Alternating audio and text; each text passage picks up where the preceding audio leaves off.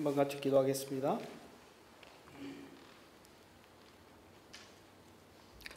성령님, 저희를 긍휼히 여겨 주시옵소서. 이 시간 오직 예수 그리스도께만 집중하는 저희들 되기 원합니다. 하나님 아버지, 우리 각 사람에게 깨닫고 들어야 될 말씀이 있다면 주님, 우리 심중에 말씀하여 주시옵시고 그 말씀이 우리의 삶을 변화시키고 세상을 향하여 그리스도로 긍정적인 영향력을 미치는 저희들 되게 하여 주시옵소서. 예수 그리스도 이름으로 기도드리옵나이다. 아멘. 네.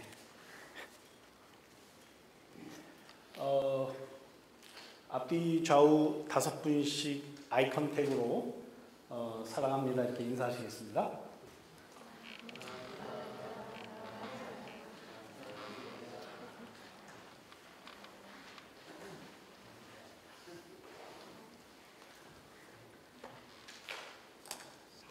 여러분께서 잘 아시는 이 이사야 53장 이 본문은 예수님께서 이 땅에 오시기 전 700년 전에, 그러니까 이사야 선지자가 700년 뒤에 오실 예수님을 어떤 모습으로 이 땅에 오실 것인지에 대해서 자세히 묘사한 성경입니다. 창조주시오 또 왕이시고 또 만왕의 왕이신 예수님께서 과연 이사야 이 선지자의 예언대로 고운 모양도 없고 풍채도 없고 또 흠모할 만한 아름다운 것이 아무것도 없는 그 말씀 그대로 이 땅에 비천하고 초라한 모습으로 오셨습니다. 예수님께서 공생의 사역을 하시는 그 3년이라는 짧지만 그 기간 내내 주님은 너무나 많은 사람들을 놀라게 하는 하나님의 능력과 또 기적과 또 많은 기사들을 행하셨습니다. 그럼에도 불구하고 이 말씀의 예언처럼 유대인과 서기관들과 바리새인들은 예수님을 하나님의 아들로 인정하지 않았습니다. 뿐만 아니라 신성모독죄로 참남한 자로 몰아붙여서 조롱하고 핍박하고 미친 사람처럼 취급해 버렸습니다. 만약에 예수님께서 고운 모양을 가지시고 풍채를 또 가지시고 가난한 목수 요셉의 아들로 그런 신분으로 비천한 신분으로 오지 않으셨다면 그들이 그렇게 했을까라는 생각을 해보게 되죠. 만일 예수님께서 화려한 외모와 또 누구도 부러워할 만한 풍채를 가지시고 또 왕자의 신분으로 또 주목할 만한 유명한 가문과 지역에서 출생해서 그런 기적들과 기사들을 행하셨다면 많은 사람들은 예수님을 존경하고 또 추앙하고 또 예수님을 쫓아다니는 사람들이 더 많지 않았을까 이런 생각도 해보게 됩니다.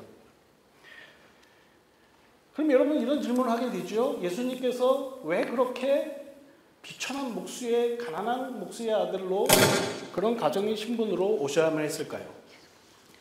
때로는 이렇게 시끄럽게 요란하게 하는 마이크를 내던져 버리고 싶을 때가 가끔 있는데 예수님 시절에는 이런 마이크 없었으니까요. 없이 그냥 전달해도 될 것 같은 그렇게 예수님께서 이 땅에 무명의 신분으로 오셔야만 했던 이유가 뭘까요? 저는 이 53장을 볼 때마다 그런 생각이 들었던 기억이 있습니다. 물론 우리의 죄악을 씻어야겠죠, 예수님께서. 그리고 우리를 구원하시기 위해서 온갖 고난과 십자가 형벌을 피할 수 없는 그 사실은 필수적인 것이죠. 다 알겠는데 오늘 이사야 53장 5절에서도 그는 그의 찔림은 우리의 허물을 인함이고 그가 상함은 우리의 죄악을 인함이고 그가 징계를 받음으로 우리가 평안을 누리고 그가 채찍에 맞음으로 우리가 나음을 입는 것이 말씀에 예언되어져 있고 그것이 사실입니다마는 왜 예수님의 탄생 초장 출생부터 그렇게 가난하고 배우지 못한 목수의 가정에서 생애를 시작하셔야 됐냐는 말이지요. 오죽하면 나사렛에서 무슨 선한 것이 나오겠느냐라는 그런 말이 나올 정도니까요. 그런 총구석의 스펙이 예수님의 스펙이셨습니다. 누가복음 9장 58절 여러분 잘 아시는 예수님의 당신 자신의 삶에 대한 고백이 있으시죠? 예수께서 가라사대 여우도 굴이 있고 공중에 나는 새도 집이 있는데 인자는 머리 둘 곳이 없도다 라고 말씀하셨고 실제 그분의 삶은 그렇게 삶을 살아가셨습니다. 굴도 없고 집도 없고 여러분 그것이 자랑인가요? 예수님은 왜 그렇게 말씀하셨을까요? 인자가 머리 둘 곳이 있었으면 안 될까요? 제가 요즘 제 아내를 길포도에서 UBC까지 꽤 먼 거리를 라이드를 제가 해주고 있는데요. 제법 그 옆을 지나갈 때마다 으리으리한 집들이 옆에 있는 것을 보게 됩니다. 물론 어떤 집은 한 100년쯤 되어 보이는 그런 집도 있지만은 다시 리모델링을 어떻게 했는지 모르겠지만은 정말 꿈속에서만 볼 수 있는 그런 집들도 보게 됩니다. 그런 집을 볼 때마다 저 집에 살았으면 좋겠다라는 상상조차 가지 않아요. 왜냐하면 저하고 너무 갭이 있고 차이가 있기 때문에요. 그런데 일터 가까이에 이제 가면 갈수록 그 일터 주변에 정말 아주 조그맣고 그리고 그러나 좀 깨끗해 보이는 그곳 앞에 for lease, for rent 이렇게 써 있는 거 보면 주님 저 정도에선 좀 살아도 괜찮지 않을까요? 이런 생각을 또 해보게 됩니다. 그럴 때마다 여지없이 주님의 그 말씀이 떠오릅니다. 인자는 머리 둘 곳이 없다. 또 여지없이 사도 바울의 생애가 떠오릅니다. 여러분 그 생애가 마지막에 어떻게 했나요? 새빵을 전전하면서 새빵에서 그 소수의 사람들 모아놓고 말씀을 나누고 양육하면서 그렇게 순교의 삶을 살아가면서 삶을 마감하지 않았습니까? 왜 그게 제 머리에 떠오를까요? 왜 예수님은 그렇게 무명이셔야만 했을까요? 왜 그렇게 태생부터 죽기까지 머리 둘 곳 하나 없는 삶을 사셔야만 했을까요? 그의 영향을 받은 제자들도 왜 그렇게 삶을 살아야 했을까요? 또 우리들은 왜 그런 삶을 살아야 된다라는 그 압박 속에서 우리도 왜 이렇게 그리스도인으로 삶을 살아가고 있는 걸까요? 그렇게 답답한 마음 속에 성경 한 구절이 제 눈에 들어왔습니다. 여러분 한번 같이 찾아보실까요? 고린도후서 8장 9절 말씀입니다. 성경은 그 이유에 대해서 그렇게 말씀하고 있더라고요. 고린도후서 8장 9절. 성경 다 있으시죠? 한번 성경을 찾아보시라고 제가 미리 말씀드리지 않았습니다. 고린도후서 8장 9절. 찾으셨나요?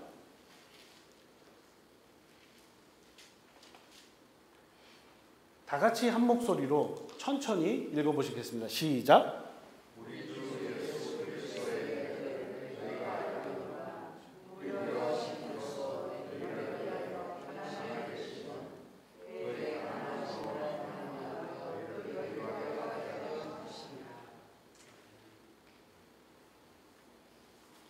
너희를 위하여 너희로 부욕해 하려 하심이라.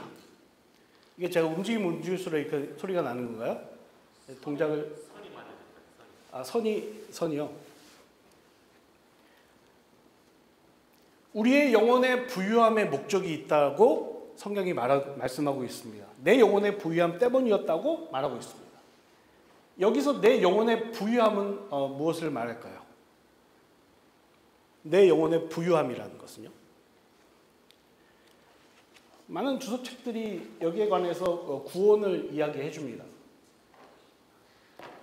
그리고 어떤 성경학자는 이 부분을 구원, 그 이후의 삶을 다 포괄하고 있다고 이야기도 합니다.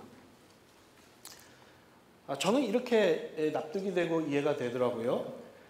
세상에서 모든 비천을 겪으셨기 때문에 우리를 더욱 잘 이해할 수 있게 되신, 쉽게 얘기해서 동병상련의 경험을 가지신 예수께서, 공간의 능력을 담뿍 담은 주님께서 직접적인 삶을 통해 세상적으로는 가난하지만 우리 아버지 하나님 앞에서는 영적으로 부유하다는 것이 어떤 것인지를 우리에게 몸소 보여주시고 가르쳐 주시기 위해서 이 방법을 택하셨다.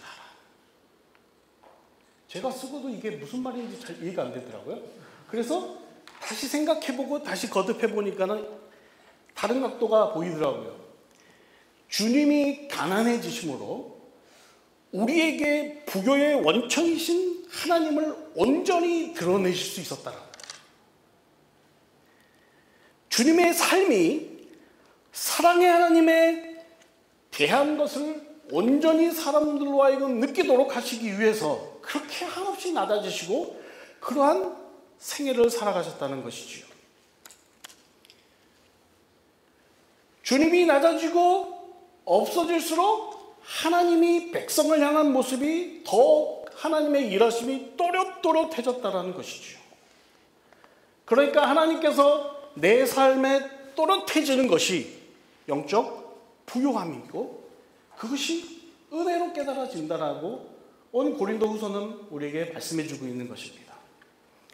그래서 여러분 성경의 인물들을 가만히 생각해 보면 모세도 그렇고요, 요셉도 그렇고요, 야곱도 그렇고요, 다윗도 소위 걸출한 믿음의 그 성질들을 가만히 우리 머릿속으로 흘려 보면은 그들 모두 하나님께서 세상의 스펙을 완전히 제로로 만들어 놓으시고 그들이 낮아지고 비천한 스펙을 가지고 있었을 때 비로소 하나님이 일하시는 것들을 그들을 통해서 드러내시는 것들을 역사 속에서 우리는 보았습니다.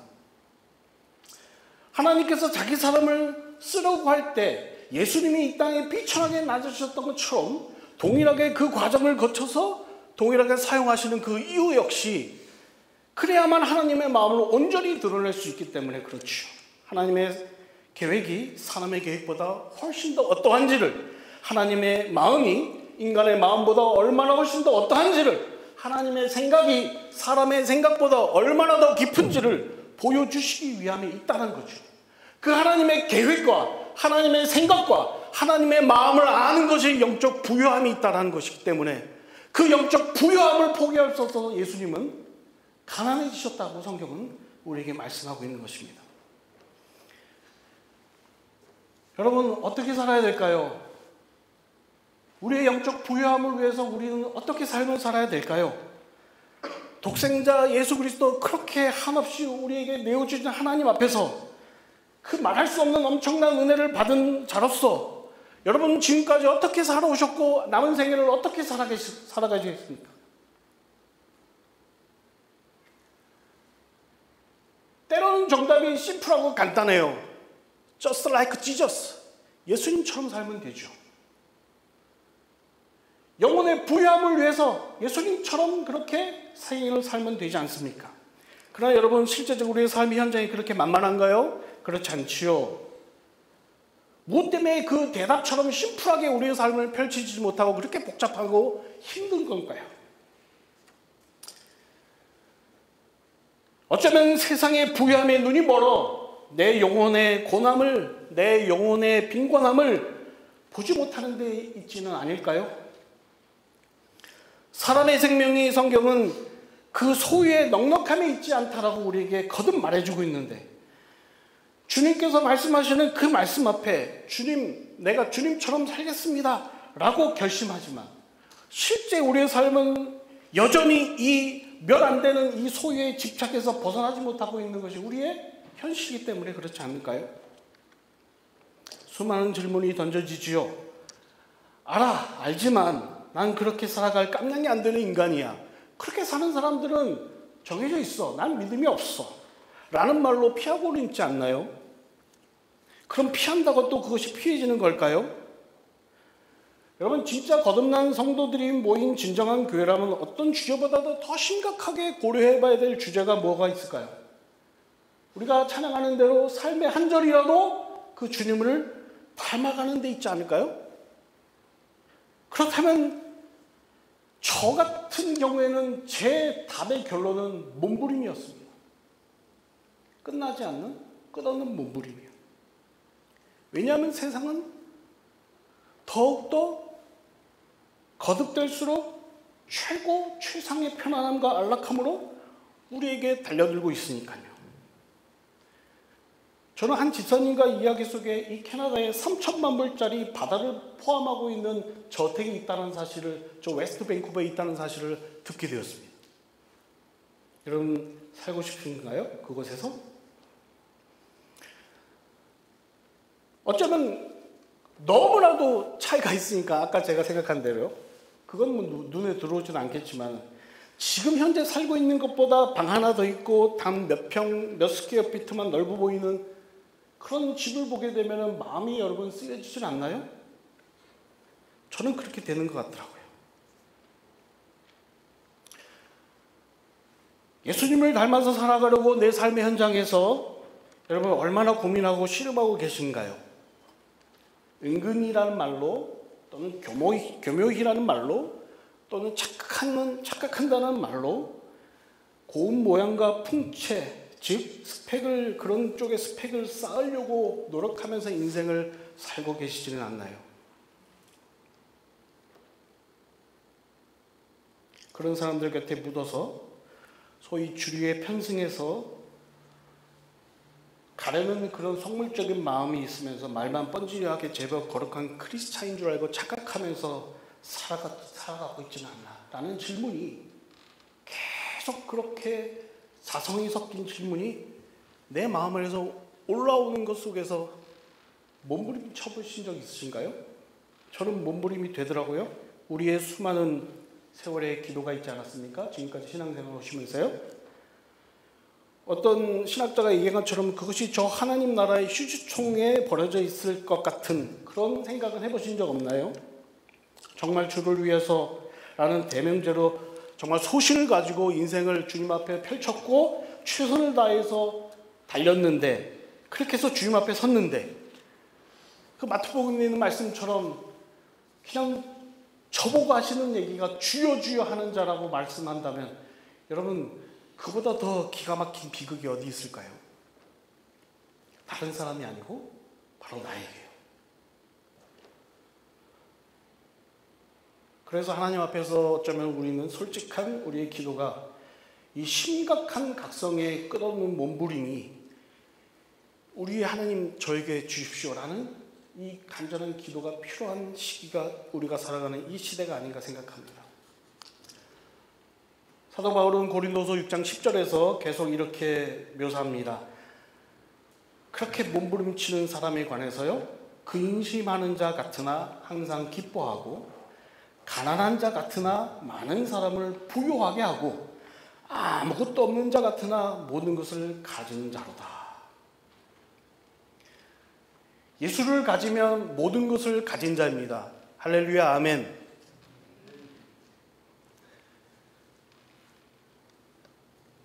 오늘 말씀에서 주님은 세상이 볼 때 가장 아름답지 못하고 주목받지 못하는 가장 나약하고 힘없는 사람처럼 보이지만, 관점을 바꿔서 하나님께서 그 예수 그리스도를 바라보실 때는 가장 소중하고 가장 아름답고 가장 주목할 만한 사람인 것이지요. 가장 강한 분 주님이시지요. 우리도 그 주님을 따라가는 진정한 강자가 되기 위해서는 이 끝낼 수 없는 끝없는 몸부림이 필요합니다. 세상의 가치가 아닌 예수님이 가장 고귀한 가치라는 그것을 붙잡기 위해서, 그것을 삶을 통해서 구현해내기 주기 위해서 내 믿음이 그것을 기쁘게 받아들이고 내 자신뿐만 아니라 나와 함께하고 있는 공동체나 나와 함께하고 있는 모든 가족들이 그 영혼의 부유함을 포기하지 못해서 달려가는 몸부림이, 그 영혼의 부유함에 온전히 삶의 푯대를 세우고 달려가는 그것이 우리에게 너무나도 필요한 줄 모르겠습니다. 저의 몸부림은 이 모든 것을 동원하셔서 이것을 알고 깨닫게 하시는 데서 시작되었습니다. 깨닫고 알았지만 제 삶이 좀 나아졌을까요? 역시 세상에 부딪혔을 때는 만만하지 않는 세상 앞에 결심해보고 또 결심하지만 여전히 뭔가 사람들이 좋아하고 알아주고 인정하는 것에 기웃기웃하고 있는 제 자신을 보게 되고 하나님 앞에 묻게 됩니다. 하나님, 언제까지 제가 주님, 언제까지 제가 하나님, 왜 저는 그러는 걸까요? 라고 할 때 주님 오늘 말씀 53장에 6절 말씀을 저에게 빠꼼히 보여주시더라고요. 여러분 6절 말씀 무슨 말씀인지 다 아시죠? 우리는 다 양 같아서 제 길로 갔거든. 너 가지고 있는 속성 양 같잖아. 사사기의 말씀을 빌리면 뭘까요? 왕이 없어 자기의 소견대로 행하는 거. 너 그 속성이 있잖아. 그런 악한 본성으로 갈등하고 고민하는 신약에 있는 많은 제자들을 보면 조금 위로가 되죠. 예수님의 삶을 바로 옆에서 그 목전에서 바라보고 따라갔던 제자들도 여전히 실패하고 힘들어하죠. 우리의 연약함과 악함의 본성을 이길 뭔가가 필요한 시국에, 그러한 시점에 주님께서 하늘로 승천하시면서 우리에게 성령을 보내주셨습니다. 성령은 우리를 새롭게 하시고 우리를 다시 주님 앞에 우리의 이 끝없는 몸부림을 다시 새롭게 시작할 수 있는 원동력이 되어서 다시 하나님의 백성답게 예수님처럼 무명의 그리스도인으로 살기를 포기할 수 없게 만드시면서 우리를 지금까지 이끌고 오시는 분인 줄 믿습니다. 성령이 필요합니다. 성령이 없이는 하루도 우리가 온전해짐을 기대하기 어렵기 때문에 그렇습니다. 제가 7년 전에 오늘 말씀을 준비하면서 이런 생각이 떠오르더라고요. 7년 전에 이 캐나다에 처음 왔습니다. 한국에서 에드먼튼 행을 가는 비행기를 타고 밴쿠버에서 에드먼튼으로 가는 그 비행기를 타는 그 와중에 제가 그 오카논 목사님의 제자라는 영상을 보게 되었습니다. 그때 잊혀지지 않는 두 장면이 있습니다. 첫 번째 장면은 그 제자의 영상 초도에 나타나는데요. 눈이 오나 비가 오나 항상 함께 하신 그 김영순 사모님의 이 고백이 그 앞에 나타납니다. 이렇게 말씀하시더라고요. 당신같이 열심히 한 사람이 왜 상이 없겠느냐. 그랬더니 옥 목사님이 이렇게 말씀하시네요. 여보, 나는 좋은 말 많이 듣고 칭찬 많이 듣고 대접 많이 받아서 그래서 하나님 앞에 가면 상이 없을까 봐 두려워. 이 사모님이 지금도 이 말씀이 귀절에서 떠나지 않는다고 그래요. 하나님 앞에 가면 상이 없을까 봐 두려워. 삶과 사역을 마무리하면서 이제 곧 하나님 앞에 설 그 노종의 은밀하면서도 솔직한 고백이 하나님 앞에 가면 상이 없을까 봐 두렵다는 사실이죠. 그 영상을 쭉 보던 중에 두 번째 같은 맥락의 내용이 하나 있는 것을 보게 되었습니다. 반기선 목사님이라는 분의 독백의 말씀이었는데요. 저는 그분이 누구인지도 잘 모릅니다. 그런데 이 옥 목사님께서 이 반 목사님을 처음 만났을 때 첫 마디가 반 목사 참 좋겠다. 이렇게 인사를 하셨다는 거예요. 그분의 독백이 이렇습니다. 지하실 25평 안 되는 곳에서 생계도 못 이어가면서 청소년 몇 명 데리고 그저 제자 훈련하는 자신에게 대형교회 큰 목사가 뭐 그리 부러운지 눈물을 그렁그렁 하면서 또 한 번 얘기하기를 반 목사 참 좋겠다. 그래서 이분은 어리둥절했다고 합니다. 계속 말씀하시는 반 목사는 청소년들 데리고 고생하면서 제자 훈련하는데 하나님께 가면 상급이 얼마나 클까? 나는 너무 많이 누린 것 같아. 내가 의도한 건 아니었지만 서울에 목회하다 보니까 너무 많이 누렸어. 그래서 나는 반 목사가 부럽다. 고생 많이 되지만 하나님께서 상을 많이 주실 거야. 라는 이 말이 이분의 고백이 이 반 목사라는 분이요. 8년 반 동안 무보수 목회하면서 청소년들만 그렇게 목회하는 그분의 마음속에 그분의 표현이 그렇습니다. 바닥 목회하는 자신의 마음속에 치유가 일어나는 것을 느꼈다. 저는 비행기 속에서 그 장면을 보면서 제 마음에 치유가 일어나는 것을 제가 느꼈습니다. 31년 전, 지금부터 31년 전이죠. 1990년도 처음 제가 마지못해 내 건강을 어떻게 하실 것 같은 그런 하나님이 두려워서 신학교의 문을 두드렸습니다. 그때는 몸도 이렇게 비비하지 않았고요. 몸도 비리비리했습니다. 제 아내의 말로는 비리비리하고, 그리고 책을 살 돈도 없어서, 그때는 왜 이렇게 책밖에 볼 게 없어서 그랬는지 몰라요. 지금은 볼 게 많아서 책을 이렇게 안 보는지 모르겠는데, 그때는 신학교 서점 귀퉁이에서 자리를 깔고, 도대체 주님께서 나에게 바라시는 믿음이 뭔가? 나는 이제 어떤 삶을 살아야 되는가? 뭐 그런 주제들을 찾으면서 이 책 저 책 애매모호한 여러 가지 질문들을 가지고서 이렇게 찾아보다가 제 눈에 한 권이 딱 들어온 게 있는데, 그 책이 헨드리슨 크레머라는 분이 쓴 네덜란드 신학자인 것 같아요. 평신도 신학이라는 책을 제가 잡게 되었습니다. 그리고 돈도 안 내고 책을 읽는다고 막 꾸지람하는 그 점원 직원의 얘기를 들으면서도 움직이지도 않고 그 책을 계속 읽으면서 제가 마음속에 결심했어요. 하나님, 저도 바울처럼 텐트 메이킹 하면서 사역하고 싶어요.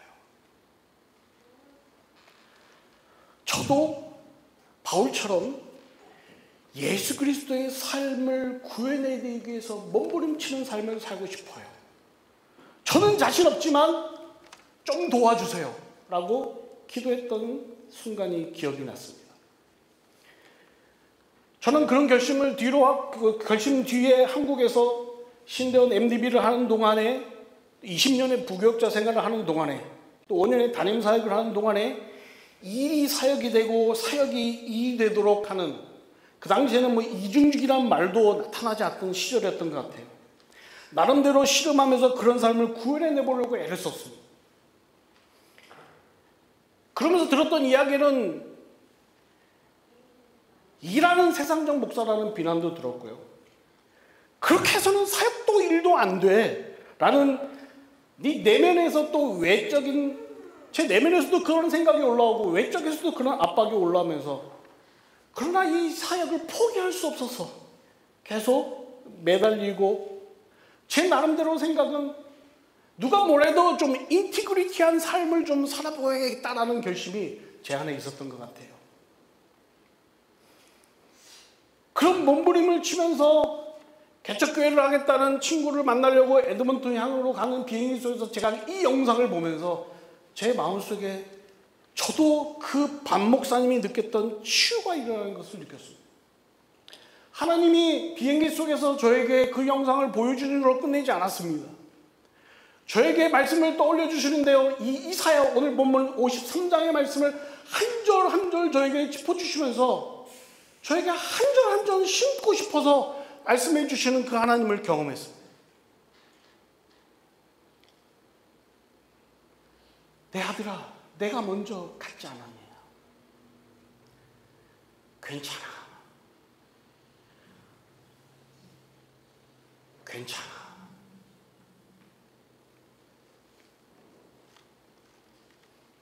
나는 네 마음을 안다. 마음속에서 얼마나 그 53장의 말씀을 읽는 동안 저에게서 그것이 흘러져 나오는지, 비행기 구석에 앉아가지고 훌쩍훌쩍 대는 거죠, 혼자. 옆에 음료수를 갖다 주는지도 모르고 계속 그러고 구석에서. 그리고 2주 동안 에드먼턴을 방문했습니다. 그리고 놀랍도록 하나님께서 제 마음속에 이민자들이 말씀이 없어 얼마나 기갈한지.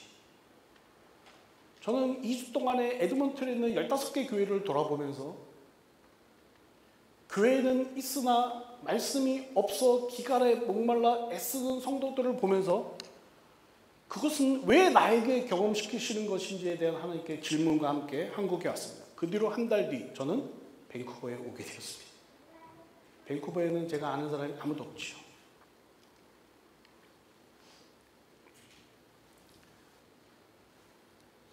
(7년이라는) 시간이 벌써 흘렀습니다. 캐나다에서 제 삶은 일터와 삶과 그리고 신앙이라는 것 속에서 마치 바울이 로마로 입성하여서 느꼈던 내적 외적 도전들이 저에게는 다가왔습니다.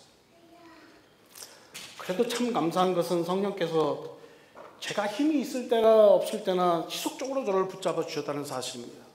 여전히 몸부림이 포기되지 않도록 하셨고 주님 앞에 계속 나아가게 하셨다는 것입니다. 그리고 너는 혼자가 아니라는 사실을 또 알려주시기도 했습니다. 몸부림치는 자들이 여기저기 있는 것을 보았습니다. 얼마 전 신문을 봤는데요.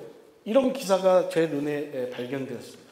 코로나19 확진자들이 가장 많은 라티노 커뮤니티라는 워싱턴 한인들이 모여 사는 그곳에 선이 있다라는 것이었습니다.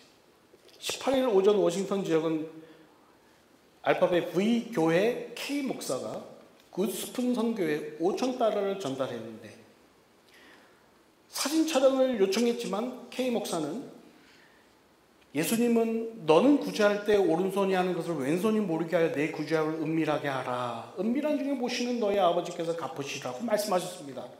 라티노 도시 빈민 중에 확진자가 더 많다는 기사를 보고 그저 그냥 헌금과 약품과 마스크를 기증하게 됐다라고 그 기사는 전했습니다. 그 기사는 계속 굿스푼 선교의 대표는 K 목사와 성도들이 예수님이 가르치신 사람에게 보이려고 그들 앞에서 너의 의를 행하지 않도록 주의하라. 그리하지 아니하면 하늘에 계신 너희 아버지께 상을 받지 못하느니라 라는 말씀을 순종하고 싶다며 사진 촬영도 거부하고 이름을 공개하는 것도 거부하면서 나아갔다는 것입니다. 워싱턴 한인사회의 기둥 역할을 하는 무명의 그리스도인들을 보며 감동과 힘을 얻는다라는 것이 그 기사의 마지막이었습니다. 저는 이 기사를 보면서도 그렇고 성경을 보면서도 그렇고 제 주변의 삶을 주변에 사시는 많은 그런 그리스도인들을 보면서도 그런 생각이 들더라고요. 하나님은 영향력이 있거나 강력한 사람들이 아니라 무명의 어부와 같은 사냥꾼들과 같은 그러한 별 볼일 없는 사람들을 통해서 하나님의 복음의 역사를 이루어 가셨다. 말씀하신 대로 미련한 자들을 들어서 지혜로운 자들을 부끄럽게 하신 그 역사가 기독교의 역사구나. 이사야 53장에 예언된 예수의 모습은 무명에서 더 나아가 더 초라하고 궁색하고 낮고 천하다는 사실은 내가 어떻게 살아야 하는지에 대한 끝없는 몸부림을 제공하기에 너무나도 필요 충분한 본문이라고 생각합니다. 저는 이번 말씀을 준비하면서 읽고 싶은 책 하나를 발견했습니다. 제 아내가 잘 알아요. 제가 읽고 싶어하는 책이 거의 없다는 거. 그 책의 이름이 이렇습니다. I'm nothing.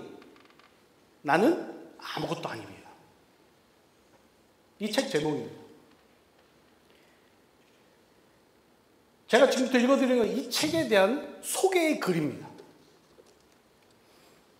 미국 명문 펜실베니아대와 하버드대에서 석박사학위를 받았다.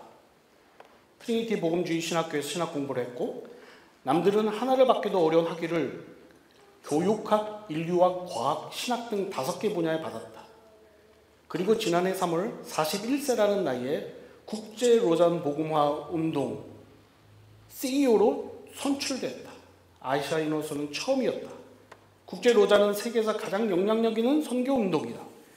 그런데 그는 정작 자신은 아무것도 아닌 사람이라고 말한다. 한국계 미국인 마이클 오 일본 선교사의 이야기다. 그는 제목 그대로 자신은 아무것도 아니며 세상에 날 모른다 해도 주님이 기억하실 단 한 사람이 되라고 이 책에서 말한다. 어떤 인생이든 하나님의 눈으로 자신을 바라보면 실패자로 보일 사람은 아무도 없기 때문이다. 비록 위대한 삶을 살 수 없어도 아무것도 아닌 삶을 선택하는 것, 자신의 야망을 버리고 하나님의 소망을 품는 삶을 선택하라는 것이다. 그는 아무리 영향력 있고 유명한 자리가 있어도 여전히 무명으로 남기를 원한다. 그것이 나는 죄하고 그리스도만 흥하는 십자가의 길, 복음만 앞세우는 길이라고, 그것이 인생의 목적에 제대로 부합한다는 생각이 있다. 세상 조건으로는 남부를 것이 없는 그의 이 같은 표현에는 예수님을 위해서라면 기꺼이 아무것도 아닌 사람이 되어도 좋다는 그의 신앙 고백이 담겨있다. 예수님을 인격적으로 만난 후 내 뜻이 아닌 그분의 뜻을 따르는 게 가장 위대한 삶을 깨달은 것이다. 내 원수를 사랑하라는 말씀에 순종하여 한국인으로서 가장 미워해야 할 이유가 많은 나라 일본을 섬기기로 결심했다. 라는 내용의 글이 담겨 있는 그런 책이었습니다.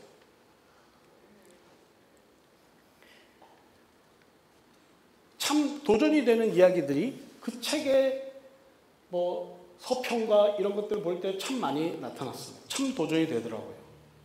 그래서 사서 읽고 싶은 생각이 막 들었습니다. 그런데 사서 읽지 않기로 했습니다. 그리고 이 마이클 오라는 분, 저는 전혀 모르는 분이지만 이분에게 이메일을 보내기로 했습니다. 그 이메일의 내용은 이렇습니다. 당신이 쓴 책에 대한 소개를 읽고 감사했습니다. 그리고 당장 사서 읽어봐야지 생각이 들었습니다. 그 이유는 당신이 정말로 대단한 삶을 살고 계시기 때문에 그렇습니다. 그러나 지금 나는 마음을 바꿨습니다. 사서 읽지 말아야겠다라는 생각을 했습니다. 그 이유는 이 책을 읽음과 동시에 그리스도에 대한 생각이 당신의 생각보다 약화될까 봐 두렵기 때문에 그렇습니다. 그리고 저는 덧붙였습니다. 차라리 이 책을 쓰지 마시고 말씀하신 대로 하나님께만 기억되고 사람들에게는 잊혀지는 그런 그리스도인이 되셨으면 얼마나 더 좋았을까 생각했습니다. 그렇게 이메일을 그런 내용으로 적고 보내려고 하니까는 제가 마이클 오라는 분의 이메일 주소를 전혀 몰라요. 알면 이제 보내려고 이렇게 적어봤어요. 여러분, 새 중에서 존경할 만한 새가 있다는 거 여러분 들어보셨죠? 이 새가 요즘 유명한 것 같은데, 거추장스러운 긴 날개, 우스꽝스러운 물갈퀴. 아시겠죠? 아이들이 돌을 던지면 그냥 맞은 채로 뒤뚱뒤뚱 하면서 도망가는 새입니다. 사람들에게 쉽게 잡히며 날개짓해도 쉽게 날 수가 없는 그런 새입니다. 그리고 폭풍을 치는 어느 날 절벽 위에서 비상합니다. 비상이라는 말보다는 그냥 폭우 속에 자신의 몸을 던진다는 표현이 더 맞을 것입니다. 그리고 6일 동안 한 번의 날개짓 없이 바람에 몸을 맡긴 채 비행하는 새입니다. 이 새를 우리는 바보새라고 말하는, 신천옹이라고 말하는 엘버트로스에 대한 이야기입니다. 이 바보새는 우리 그리스도인의 삶과 많이 닮았다 생각이 들었습니다. 이 땅에서는 그렇게 환영받지 못합니다. 고통의 인내와 기다림의 시간이 있죠. 그러나 남들이 가보지 못하고 갈 수 없는 가장 높은 곳을 끊임없이 바라보고 추구합니다. 그리고 바람의 힘에 의지해서 자기를 맡기는 이 새를 보고 있으면 성령의 이 힘이 없이는 도저히 살아갈 수 없는 그리스도인의 그 몸부림을 보게 됩니다. 아마 초대교회 성도들이 한결같이 가졌던 모습은 이 모습이 아닐까 생각합니다.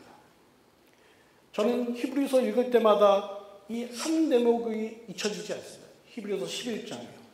수많은 믿음의 선지들이 쭉 열거되어 나오다가 마지막에 이름도 없이 그냥 핍박받은 장면들이 묘사되어 나오고, 그 사람들을 가여 성경이 이렇게 말합니다. 세상이 감당하지 못하는 사람들이죠. 그 말의 원어의 의미는 이들은 세상을 가치 있는 곳이라고 여기지 않았다라는 표현입니다. 그런데 그것이 성경에 괄호로 표현되어 있습니다.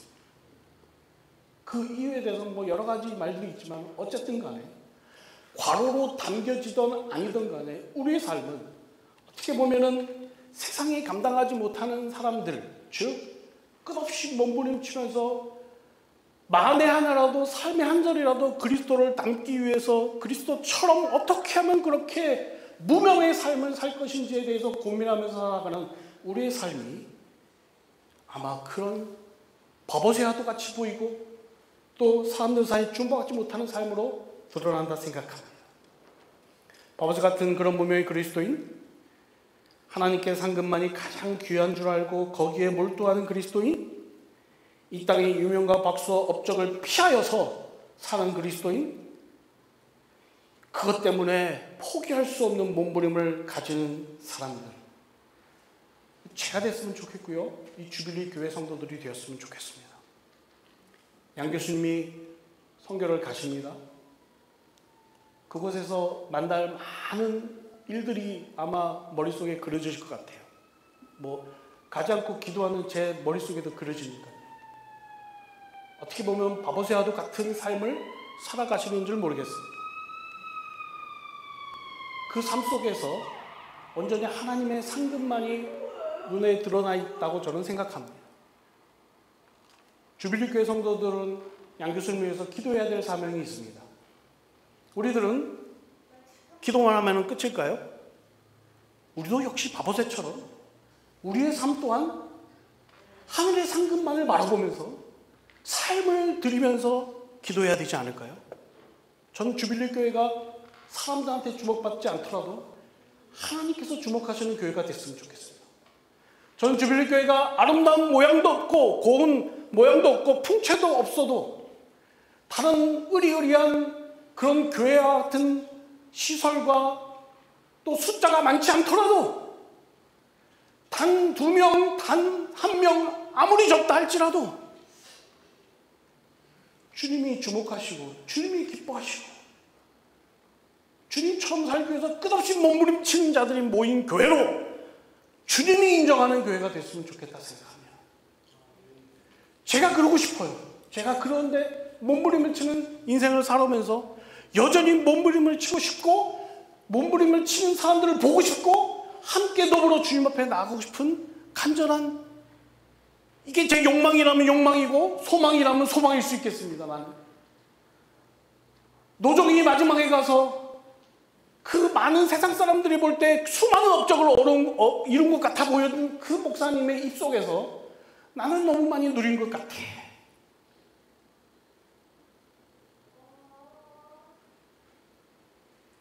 저는 제 아내에게 묻고 있습니다. 우리가 너무 많이 누리고 있는 거 아니야? 하나님 앞에 가서 받을 상이 없어. 누릴 수 있지만 누리지 않아도 되는 그 선택, 왜 그렇게 힘든 것인지 모르겠습니다. 하나님의 상급이 눈앞에 코앞에 더 크게 와닿았다면 3천만 불의 집이 있던 몇천만 불의 집이 있던 그것이 눈에 들어오지 않을 거예요. 왜요? 그와 비교할 수 없는 하나님의 상급이 눈에 보이니까. 제가 올해 주빌리에서 설교했던 그 설교를 여러분 기억하시나요? 저는 기억해요. 제가 설교했으니까요. 사도 바울이 인생을 마감하면서 천사와 같은 얼굴을 빛 속에서 바라봤던 것은 자신에게 준비된 면류관이었어요. 저는 나이가 항상 아주 어린 나이에 목사가 돼서 지금까지 사역을 해오면서 지나서 그런지 항상 어리다는 생각을 하고 있습니다. 근데 요즘 들어 어리지 않다 생각을 해요. 이 써놓은 것들이 다 안 보여요. 안경을 벗고 싶은 충동이 제 안에 얼마나 많은지 모르겠습니다.